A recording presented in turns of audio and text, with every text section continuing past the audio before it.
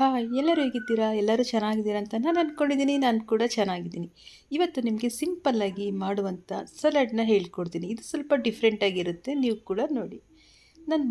ನಾನು ಹೆಸರುಕಾಳು ಅಂದರೆ ಮೊಳಕೆ ಕಾಳನ್ನ ತೊಗೊಂಡಿದ್ದೀನಿ, ಒಂದು ಬೌಲಷ್ಟು. ಇವಾಗ ಉಪ್ಪನ್ನ ತೊಗೊಂಡಿದ್ದೀನಿ, ಹಾಗೂ ಪೆಪ್ಪರ್ ಪುಡಿ ತೊಗೊಂಡಿದ್ದೀನಿ, ಸ್ವಲ್ಪ ಟೊಮೆಟೊ ಹಾಗೂ ದಾಳಿಂಬೆ ಕೂಡ ತೊಗೊಂಡಿದ್ದೀನಿ, ಮತ್ತು ಮಾವಿನಕಾಯಿ ತೊಗೊಂಡಿದ್ದೀನಿ, ಈರುಳ್ಳಿ, ಕೊತ್ತಂಬರಿ ಸೊಪ್ಪು, ನಿಂಬೆಹಣ್ಣು.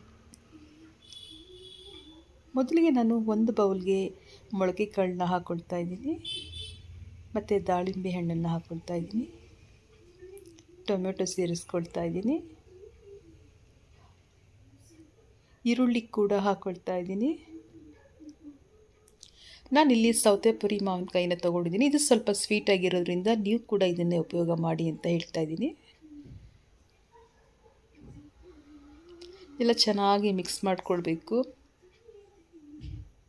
ಹಾಗೂ ರುಚಿಗೆ ತಕ್ಕಷ್ಟು ಪೆಪ್ಪರ್ ಪುಡಿ ಮತ್ತು ಸಾಲ್ಟನ್ನು ಹಾಕ್ಕೊಳ್ತಾ ಇದ್ದೀನಿ. ಚೆನ್ನಾಗೆಲ್ಲ ಮಿಕ್ಸ್ ಮಾಡಿಕೊಳ್ಬೇಕು.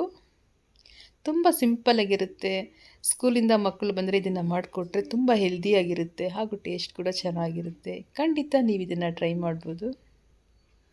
ಕೊನೆಯಲ್ಲಿ ನಿಂಬೆ ರಸನ ಹಾಕಿದೆ, ಸ್ವಲ್ಪ ಕೊತ್ತಂಬರಿ ಸೊಪ್ಪನ್ನ ಹಾಕಿದ್ರೆ ನಮ್ಮ ಡಿಫ್ರೆಂಟಾಗಿರುವ ಸಲಾಡು ರೆಡಿಯಾಗುತ್ತೆ.